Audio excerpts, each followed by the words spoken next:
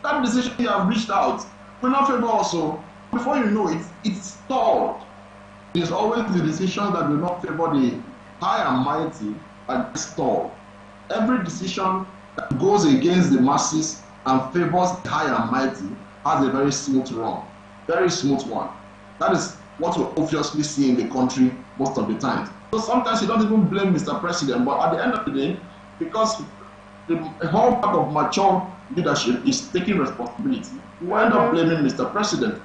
Ensure that he stands on his decision and not get influenced by any form of calls and all of those friendliness that may come in. So Mr. President must understand that beyond friends, beyond people, he is ruling a nation, and the nation looks forward to positive and impactful policies from him that will move this nation forward. Aside, so yes, go on. I'm going to come up.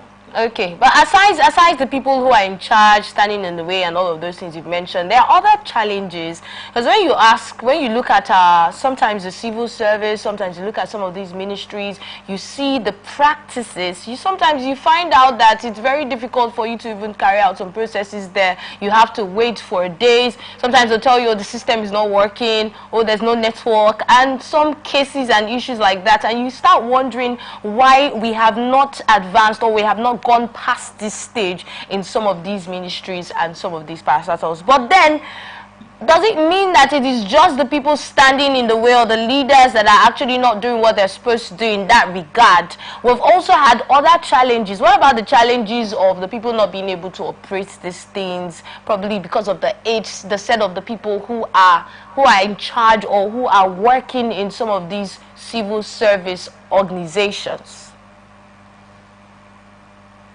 Exactly my point. That's why when I mentioned people. I started by saying people, not just leadership, yes. But not just those who are the leaders in leadership, but even those people who are friends to leadership at all, who are benefiting from the process. When you talk about not having light, for instance, in a parastatal as big as the secretariat, for instance, you go to a federal secretariat or a state secretariat and you do not have light, or you go to a secretariat and different ministries are operating, generating sets differently. And you go to the secretariat and you see an array of generators, not here and there. Meanwhile, you can have a particular generating set that powers the entire structure. So, who are the people in charge of this? People. At the end of the day, people stand in the way. Somebody is supposed to ensure that the entire structure has a power generating system that caters for the whole structure. But somebody is going to stall that process. So it goes back to people. Somebody is in charge of ensuring that the equipment are up to date and standard. Somebody will stand in the way. Some people go the extra mile of looting these places, carrying these things, cutting away with government properties. Who is responsible for that? People. So at the end of the day, when I mention people, it's not just about the government officials and the leaders. It goes beyond government officials and leaders. It also talks about designated heads of ministries who are put in this capacity to handle, and they also fall in that place of civil servant structure. Now, number two is training. Training.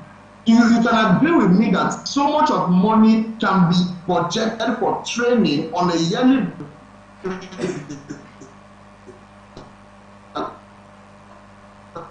and never utilized. Nobody goes for training. And the people are the problems of people. It reminds us that. You know, there's a music that we sing. They say, na person they do person. Na person do person. So people are the ones doing people in this country. And it is very sad. Because at the end of the day, you will not be there for long. Power is transient. You go, you come, you go. When you go, what legacies do you leave behind? But it's so absurd that people no longer think about legacies anymore. They just want to serve themselves and go away. So corruption needs to first be addressed before we start looking at advancing technology or using technology in some of these places. If corruption is addressed, you will be surprised to understand that, and what I'm telling you is the fact, that the provisions for technology has even been made. You'll be surprised that most of these ministries apply for computers every year. You'll be surprised to hear that. When you begin to look at budgetary allocations, you'll be surprised to hear that these ministries have budgetary allocations for computer systems, for internet, for all of these things, but somebody is sitting on it. Somebody who has said, after all, who are the people who are going to use it? Nobody is going to use it. Nobody is even going to ask questions. By the way, we're even using an analog process, paper process. And then somebody who is supposed to go for training, somebody who is in charge of training and retraining in the ministry, applies for budgetary allocations for trainings and will never execute the training. That is the problem. So when you realize that some problems are housing other problems. Even employment, we could employ more young people into some of these places, because we have these young people unemployed, and yet we have spaces in the civil service. Even if you employ young people today, they are still going to fall same corrupt procedures. I'm telling you what the fact is. Pastor Madam, your explanation is looking like we have gone to a part where there's no going back, or there's no way out. What is the way out? It's quite, my explanation is quite experiential. Most of the times I go to these ministries to go and submit letters, to go and do this, to go and do this and that. The lift is not working. The lift is not working. But once commissioner has to come, the lift will work. What is going on? So, you meant to tell me that it's not people who were there before commissioner came to the office. People were there before commissioner came to the office. Why did the lift not work when that's what's going on? So it's possible that even the commissioner might not be aware of some of these things going on, right? The moment the commissioner drives into the parking lot, the lift comes on. So commissioner walks into the office seamlessly without any hassles. So you may never come to terms with the fact that the lift is not working. But when the commissioner comes and sees that the lift is not working, then the lift is truly not working. By the time he climbs 7-story building, going up and coming down, then he will make efforts to ensure that the lift is working. But when the commissioner comes and the lift is working, then obviously, what are you going to say about that? Okay, Badum, let me ask you a question. Why do you think all of these corrupt practices have thrived for as long as it has in the civil service? Because people are enjoying it. What do you mean people are enjoying it? People are enjoying the corrupt practices. You just talked about climbing a 7-story building via the stairs. What is enjoyable? When you are crying, somebody is smiling. When you are crying, somebody is smiling. Let me just say, I want to be realistic with you. People are the problem.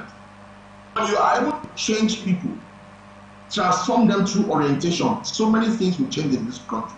It's not about that is really big technology. Why don't we do this? If you are able to change people, people know the right things to do, but do not do it. People are the problem. While everybody is struggling to climb the 7-story staircase, somebody is cashing out. So at the expense of others, somebody is rejoicing. But we have more people. We have more people who are on the other side. When you say at the expense of others, we have more people on that side than this other side. Don't you think it's a case of not enduring these problems? And that's why when we see some people come out to protest, you hear people saying, oh, we have been there, your protest is not going to yield anything. Are we really speaking up against the things that we do not want and we do not like? My dear presenter, let me tell you something. My dear guest, talk to me. The bad roads that kill people. The same bad roads your politicians passed when they are going to the village. Let's look at the East-West Road, for instance, that goes through Element Junction through the Ogoni region, down and connected to Akwa Ibom. It's a federal road. When politicians are going for political campaign and all these their processes, they go through that same road. They use escorts. They move through the road. In fact, while you are in that traffic, some police officers will come down, clear you to one corner, and the VIP is going to pass smoothly. And once they pass and they go, the traffic continues. More people are on the road suffering. A few select just pass. shamelessly. People keep thriving on the sufferings of others. Do you know why many things are not going to get corrected in Nigeria? Because people are enjoying on it. People are thriving. That is their industry. That is their industry. Somebody is going to keep cashing out from this whole fuel issue. So when you are trying to protest, it will end up with years. If only people, that's why the time the people have to make their choices, I cry for the foolishness of the people, because the same people who are crying today will end up voting the same thieves into offices. The same people you know have been there are not listening to you. They will come and give you a few pennies, and then you will still go and post them tomorrow morning. You know, when we talk about people being the problem, we're not just looking at the leaders now, because when we look at the previous election, yes, the recently conducted election in other states, I don't want to just mention any particular state, but the places where we had some violence, some sort of violence, it's still young people. And I was telling someone when I saw one of the videos that the person that's the candidate now, is not here. He's probably somewhere making calls and asking what's going on. And then these boys who are perpetrating these violent activities and, you know, actions are one of the people. So when we look at the people being the problem, we're not just looking at the people that we elect, or who are the people you elect. You know, when it's time to elect, you choose your leaders correctly and all of that. We still look at this, the people who are being enrolled. We look at the society. We look at the boys who are taking cheap amounts of money to perpetrate evil and carry out harm on their fellow Nigerians. So even if we talk about orientation on the side of our leaders, you know, choose your leaders right and all that, where do we even start with the people now? Nigerian issue boils down to two major things. Orientation. I tell you, you cannot stop orientation. Whether you think it's a long process, it's a long walk to freedom. Go from there. Take the long walk. Begin first. The biggest issues of Nigeria can be attributed to orientation and strict. Look, let me just say three things: orientation, strict implementation, and harsh measures for punishment. Where do we start our orientation if you are able from? To get this, you are able to get these three things right, Nigeria will work. Where do we start our orientation from? Where do we start it from? Before you elect a leader, let the people go through a series of orientation. The media has a role to play, social media has a role to play, religious bodies have a role to play, schools have a role to play. Everybody should wake up to the news of reorientation and orientation. When everybody wakes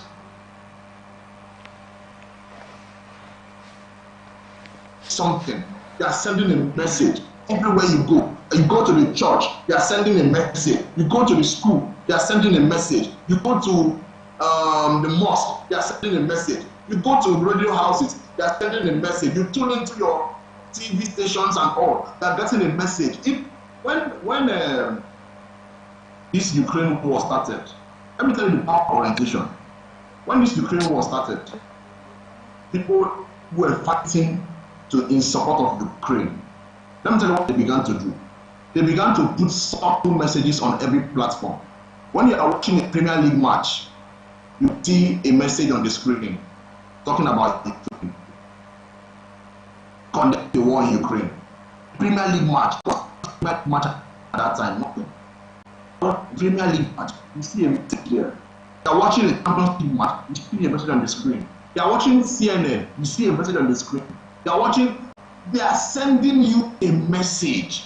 It mustn't be that you dedicate a TV program per day or per week to orientation. No. Why that is important? Every single time we go on air, there is a message out there. Once people get to listen to you, once they get to watch your channel, they are seeing a subtle message. There's something about the mind. The mind is a tool. The mind is a tool that we have at our disposal that functions with the information we supply. When you keep supplying that information, the mind keeps getting that information. It's going to begin to readjust and realign. When people keep seeing the information, then they know this is what we are working for. Then when the election comes, don't wait till election to begin to educate people of electoral processes. Start doing it long before that time. Right. When the election comes, our leaders should be put through a proper debating system. A leader that misses the debate is not ready to rule us. The people should be made to know that a leader that feels too big to come for a debate, to tell us what he can do and what he will do, is not ready to lead us. When they have gone through a debate, our leaders should go through the electoral umpire should create a training process for leaders. There should be a training policy. Every leader that must come to the election pool must have gone through the same way you are able to stress young people to go through training processes before they can apply for jobs, before they can apply for this. Stress the leaders that want to lead us. They should go through a strenuous process of selection. Very strenuous, not just election. You don't just go through election. It shouldn't be just you going through election. You must go through a strenuous process, a very strenuous one. You must go through trainings, you must go through workshops, you must all of these things that we do already through the country. And I said orientation is the key. Strict implementation of policies. Implement these policies strictly. Don't make one man bigger than the law. Once one man can flaunt the law, everybody will flaunt the law. That's the truth. Okay. Everybody will flaunt the law. But since you made mention of taking young people through a strenuous process of training before they get employed, let's look at this story on education.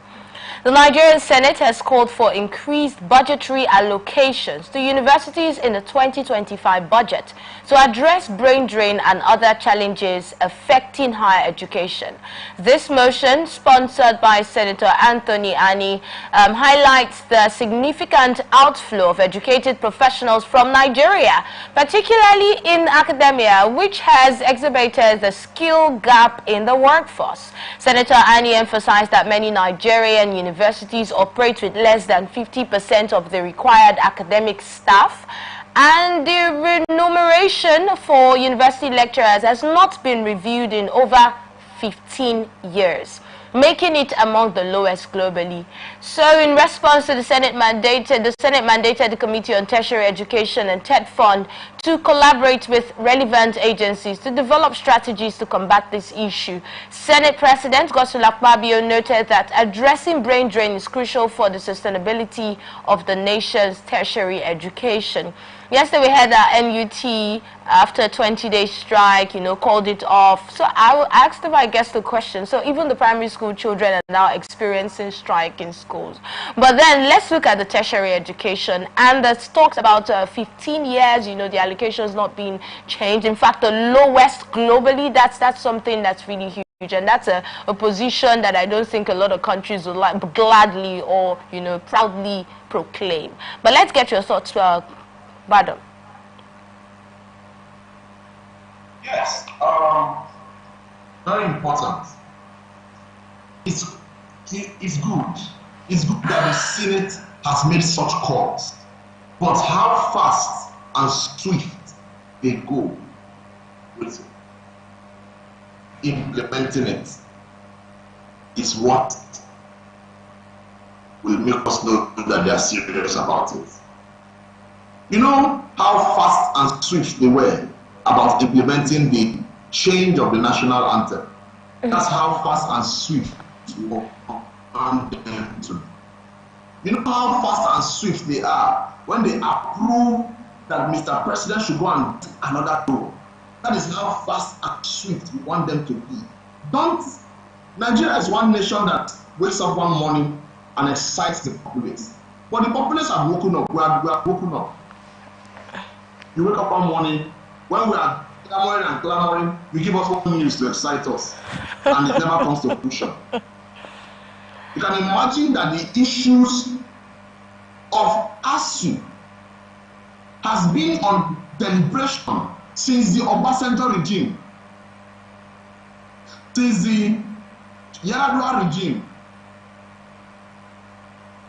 since the Jonathan regime, Buhari regime, now Tinubu's regime, ASU deliberation, during Jonathan's regime and Buhari's regime, there was one time they had a 13-hour meeting. 13 hours. And you are telling me that when you just wake up and say one thing, we should become excited and forget until we see implementation. The same way you swiftly approve the presidency to buy a new jet, it doesn't take time to pass first and second reading.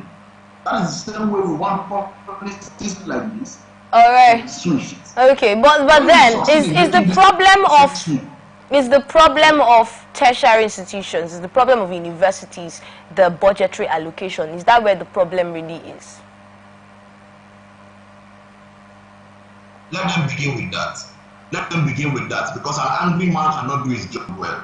The professors have been clamoring for an upgrade in this particular sector for years, like I mentioned. They keep piling up shadows, they never get to the real thing. They keep saying promises, they never get to the real deal. Now, if this government can settle the issue of ASU once and for all, then let us see where ASU will have the mouth to begin to complain again. You know, a lot of sectors in Nigeria, yes, we have allocations for different sectors. It's in the budget, but sometimes when you look at these sectors, you begin to wonder if there's anything really allocated to these sectors. And we've had people believe that when it comes to education, even what is allocated in the first place is not properly utilized. That's a belief that some Nigerians have, and they believe that that's why we are having the problems that we're having with the universities. Brain drain amongst the lecturers, amongst the students, and all of that. Let's not look like we are going over and over issues. But like I said, that is an issue of orientation to people. But let's not go there. Let us talk about what should be done. UNESCO advocates 25% of budgetary allocation goes to education. How many percent since inception of this country's democracy has gone to education? That's never crossed a 10 to 16%. It's not just with education. We have the same problem with health. We have the same problem with other sectors. Now the question is, even the one that is being allocated, how much have we really utilized it in even doing what the little that can actually do? What kind of result have we really seen in that sector from the little that is already allocated? That's why when you call me, my ideologies will still come out to play. We'll still go back to issues of orientation, implementation, and punishments when necessary. Because the meager resources that have been released, some people still sit on them. It doesn't get to the appropriate channel. It ends up in the pockets of some few percent. Now imagine the increase. Yes, imagine the increase. Imagine the increase. If that is the case, imagine the increase. So what exactly are we looking at? If people are saying that it's probably a case of people sitting down somewhere and not doing what they're supposed to do and not utilizing the funds, and then you increase the funds that are getting to these people, what exactly are we doing? That's why I asked you earlier, is this really the problem with the tertiary institutions? Is this the problem that the universities really have? And you said we should start from there. Go on. Somebody said we don't always connect backwards. We are going forward, but you can see that the dots are connecting backwards. That is what I've said on this book. If the government can truly bring in a digital process to ensure transparency in government proceedings, you install a lot of corruption, even in the tertiary system. That's one. Two, if proper orientation is given to the people in the system, you restore a lot of corruption. Number three, if this issue you'll also realize some atom of truth in it. When a man, the end point are the professors who are going to classroom, the lecturers. When a man is going through the same harsh economic measures and has never had a positive review in his take home for decades, he would not be doing the job properly. He will be forced to practice corrupt processes like ensuring students sought him, selling of handouts and all of those things to students, just to ensure that he can still maintain his name as a professor, because when he goes back home, his family will wait for funding. People in his immediate neighborhood will look forward to him or look up to him for this or that and all. So Mr. Professor is trying to keep up. In that process of keeping up, he's soiling his hands doing things he shouldn't have done. All right. Because he's not able to meet his financial responsibilities. So there is an atom of truth in what ASU is saying. So, from what was stated in that story about us having 50% less of the amount of the number of professors we're supposed to have in these universities, that's 50% less, and that being, you know, the least globally. Would you say that the proliferation of private universities has also contributed to that? Madam, can you hear me? I can hear you. Okay. Did you hear the question? Yes. Okay. Go on. So, are you saying that, are you in one way or the other saying that the rise in private universities is causing a decline in the number of professors we have? That was the question. That was the question. Yeah. Okay. Wow. You cannot take away the running side by side, a private and a public venture. Every economy that must thrive must have a place for the private and the public. And if the public system is saying, because of the rise in private sector, we are having a decline here, then I don't think that is entirely correct. But one way or the other, from their point of view, they will look at it and say, okay, fine, these professors are running to the private institutions because they are getting better pay. They are getting better pay there. So they are going to a place where they are able to get their needs met properly. I can agree with that on that part.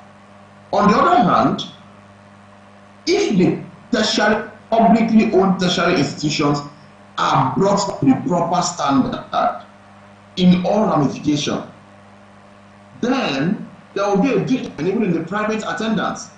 Let me tell you, in a country like Germany, what is a private school? Private schools are not top ranking, because the public owned schools are high standards, and then they are even free, tuition free, subsidized by the taxpayers' money. All right. So if you go back to the old system, you remember that we had a Nigeria where before the rise of private schools, there was nothing. Schools were almost non-existent in the old Nigeria, because everything was standard. And when it was that way, you rarely had private schools, because how the private school begin to compete with the public school when the public school had standard? When the governments failed, when the public system failed, there became a rise in private sector. As much as I would want us to continue this conversation, I have a million questions to ask you, and it's such an interesting conversation. But because of time, we have to go on a short break. But when we come back, we have other interesting stories. Please stay right here with us. Don't go anywhere.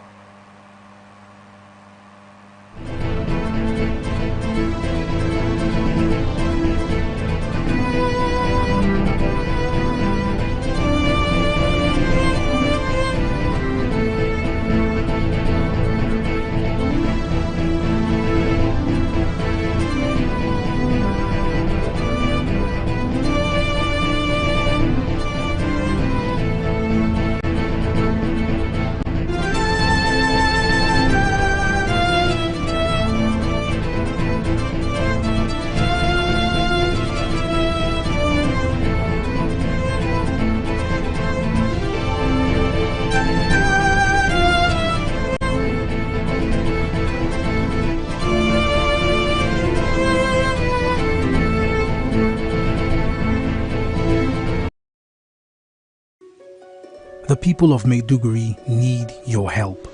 A catastrophic flood has engulfed the city, leaving over 1 million residents stranded and fighting for survival. Entire communities are submerged, with people trapped inside homes and on rooftops cut off from food, clean drinking water and essential supplies. Health experts are warning of a potential outbreak of deadly diseases, and medical facilities are out of commission. The situation is dire. Helicopters, boats and high-riding trucks capable of navigating the treacherous, waterlogged areas are urgently required to reach the countless men, women and children still awaiting rescue. The Nigerian media is issuing a desperate plea to the government, humanitarian organizations, international actors and citizens across the nation.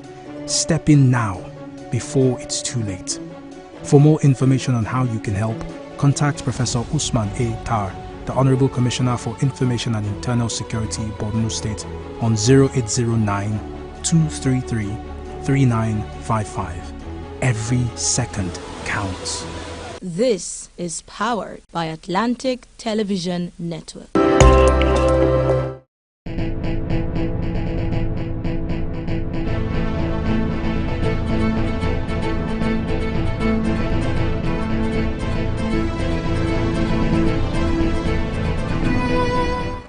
We appreciate you for staying with us. Thank you once again. Let's move on to the next story. 16 Nigerian states, led by Kogi, have filed a lawsuit at the Supreme Court challenging the legality of the Economic and Financial Crimes Commission and other anti-corruption bodies such as the Independent Corrupt Practices Commission and the Nigerian Financial Intelligence Unit.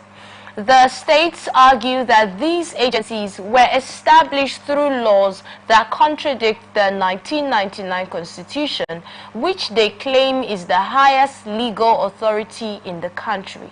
The plaintiffs, including states like Ondo, Edo, Oyo, and Benue, are challenging the constitutionality of the EFCC Establishment Act of 2004, arguing that the law violates Section 12 of the Constitution, which requires approval of the state houses of assembly before any federal legislation.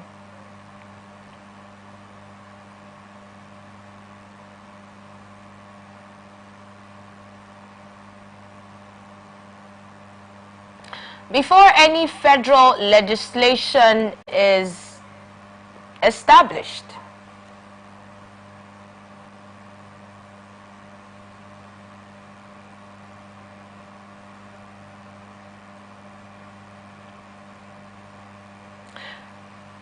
Okay, so they also believe this procedure was not followed, rendering the EFCC and related agencies' operations in their states unconstitutional. Okay, so the case has been adjourned until October 22 for further hearing by the Supreme Court.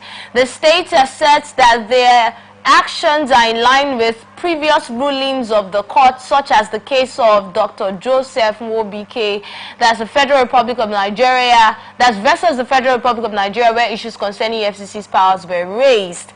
The legal battle could have far-reaching implications for the authority of federal agencies operating at the state level without local consent. Wow, this is going to go, like the last paragraph say, a long way in affecting some other agencies.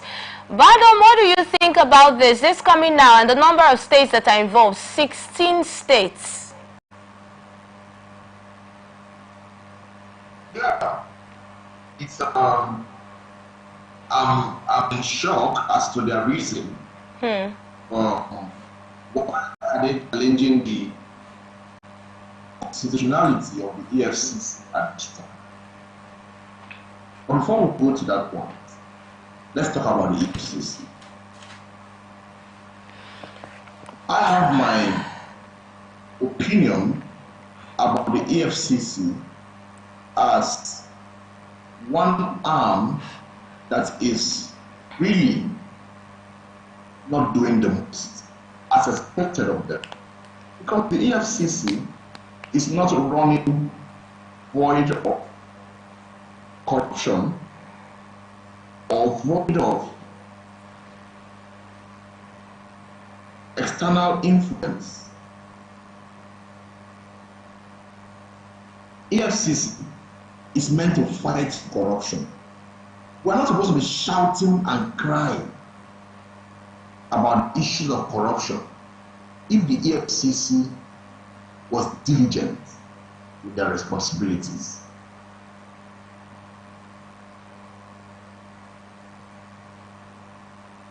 How well is EFCC able to fight corruption, beginning with those who constituted them, the political class, before you even start going down to private sector, cybercrime, and all of those other things? EFCC is functioning under a lot of influence. Somebody leaves office today, EFCC goes after the person. I won't call any names, I won't call any political party names. The person decomes to another political party. EFCC takes off the case. What are they doing? Does it mean that the corruption ended the moment the person trespassed or cross-carpeted to the next party? So it means that the EFCC has failed in her responsibility to the people of this country. The EFCC has failed. So long as I'm concerned, the EFCC has failed. If we cannot go and trace any case where the EFCC handled from beginning to end transparently, then we cannot say anything nice about the EFCC. A governor left office from one of the states some months ago. The EFCC went after the governor. What is the extent of that case today? That's a statement of those who filed against the EFCC. So, for me, if the EFCC cannot stand uncompromised, then the EFCC has failed. Should either be scrapped or reconstituted. We need some level of integrity in the EFCC. As a matter of fact, a high level of integrity. I don't see a reason why an organization should be set up, or a parastatal should be set up, and then the responsibilities of these parastatals are not taken into consideration by the parastatal. We keep you there to fight corruption. You see corruption and you call it no corruption anymore, because somebody has bribed somebody. If the EFCC cannot maintain integrity, then what then shall we say? What then shall we say? We will now be forced to pitch our tent behind these people who are calling for the scrap of the EFCC, who may even have clandestine moves. We are not sure as to the authenticity of their reasons. They may be clamoring for a scrap in EFCC because it is affecting them. But they may come under the law to say, oh, the law says this, the law says that. But that's not what they are fighting. You know, I'm a pastor, so most of the time I'll reference the Bible. A man like Judas Iscariot walked with Jesus. And then at a particular point, when Jesus had an expensive gift, he said, why didn't we give this to the poor? Why didn't we give this? He was making a very valid observation. Why didn't we give this to the poor? Oh, this would have served several people. But Jesus knew his motive. His intention was clandestine. And Jesus said, I know. I can see your heart. I can see through you. You are not asking for this for the poor. You are asking for your own selfish interest. So they may be coming through the appropriate channel of the law, but with a very, very wrong motive. And if they succeed in scrapping the EFCC, which other financial crime fighting institution will they put in place? Which other one will they put in place? Because I know that most of them may begin to fight. We also have the ICPC, don't forget. Most of them may even begin to clamor to say, let's have state organizations that fight crimes. Forgetting that most of these state organizations is like when people say the issue of state policing. I agree with it to an extent, but there are disadvantages.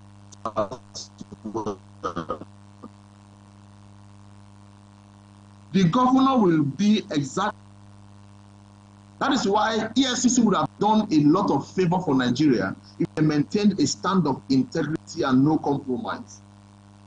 It should have really been the scare factor for every politician, for every parastatal, for every office holder, and for everyone who is indulging in every form of cyber crime. But because they are not able to maintain that stand of integrity and no compromise, EFCC has become a child's play. Not be just EFCC. People will tell you, I will go there now. When I go there, I'll pay my way out. I'll pay my way out. Don't worry, I'll pay my way out. People should not be able to pay their way out of EFCC. Because the moment they pay their way out of EFCC, then there is a problem. EFCC should be able to come out and tell the populace that, look, there is too much government interference in when I'm discharging my duties. There's too much government interference, and I don't want it. They may end up sacking you. You may be forced to resign. They have made a statement. You have said something that people have taken note of. So when a president has a pally who EFCC is going after, the person decamps to another party where you become the beloved. The EFCC case that was after you is written off. These interferences will not help the nation. EFCC should be one parastatal or one organization of government that should be made to stand alone. And of course, introduction of leadership to the EFCC should not be done with. All right, Badom, can you hear me now? I can hear you. Oh, thank God. Okay, so back to your conversation, your analysis on this particular topic. I wanted to quickly ask you a question. Are you trying to say that with what you have explained, they probably have an interest in what is going on? Because your explanation, your reason is not the same reason that they have mentioned. So are you seeing an interest in their call for the Supreme Court to actually take a look at the AFCC and other parastatals? Definitely, I'm seeing an interest. I'm not going to voice out. I'm seeing an interest. That's what I voiced out. All right, thank you. That's it. That's what. Yes, thank you. Let's look at the next story quickly before we wrap up.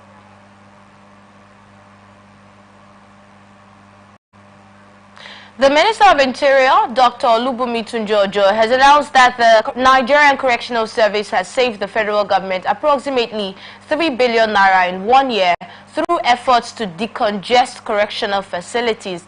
This was reviewed during the launch of a report assessing the situation of children and young adults deprived of liberty in Nigeria in Abuja.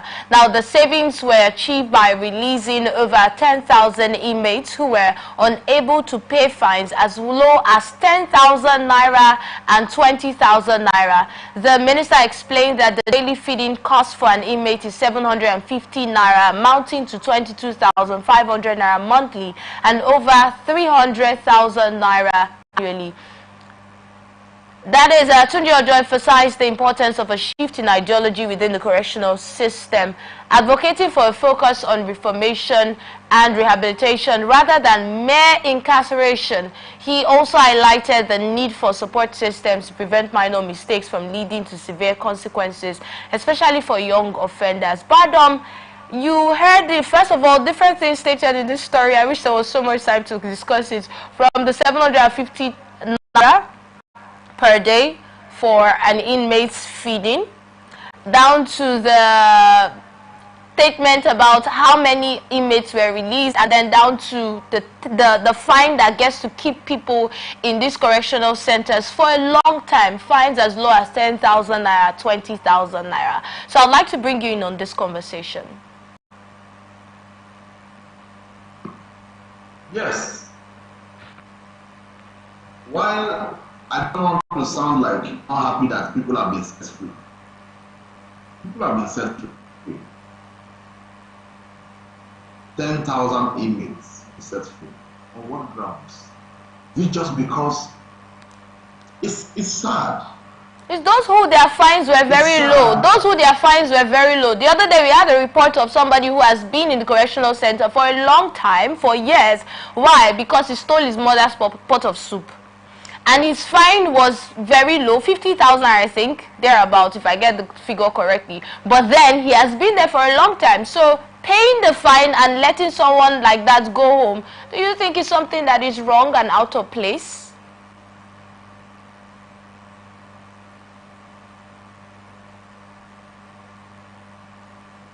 I think that is something wrong and out of place. Definitely when you go, can you hear me? Yes. When you go over when you go over to see why people are in prison or in prison, in correctional centers, they've changed the name from to correctional centers. When you go to the reason why people are in correctional centers, you will be alarmed at the very trivial reasons why some people are in those places. Notwithstanding, what is a correctional center meant to be like? When you say 750 per day to feed somebody, is it for breakfast? For the day. Is it for lunch or for dinner? So for a whole day, let's imagine that they are inmates, so you want to punish them to an extent, restricting them from pleasure of food, so you feed them twice a day. Can 350 naira or 375 naira feed somebody for breakfast? For breakfast, where you have the least breakfast as akara and bread.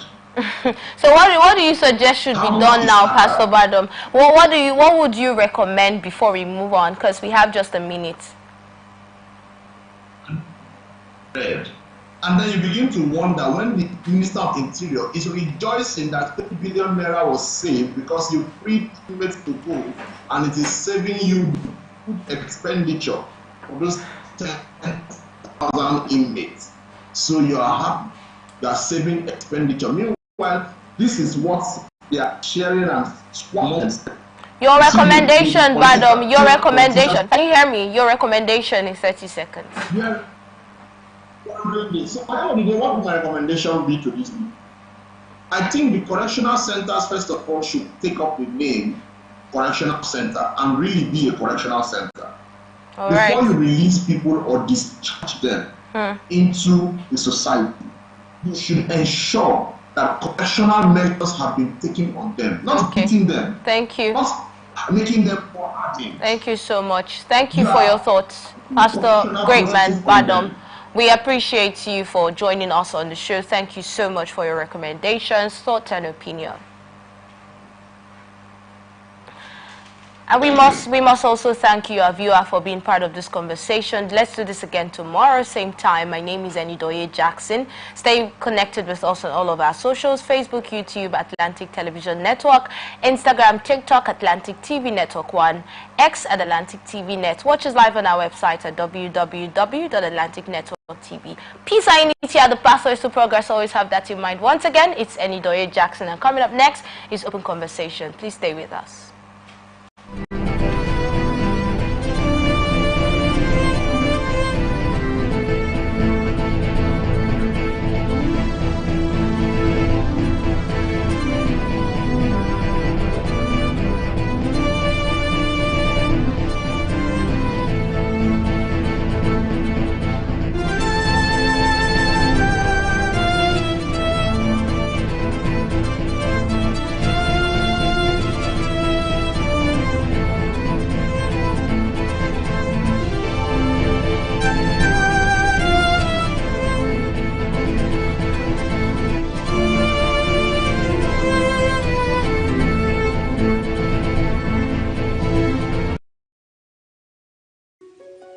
The people of Maiduguri need your help. A catastrophic flood has engulfed the city, leaving over 1 million residents stranded and fighting for survival.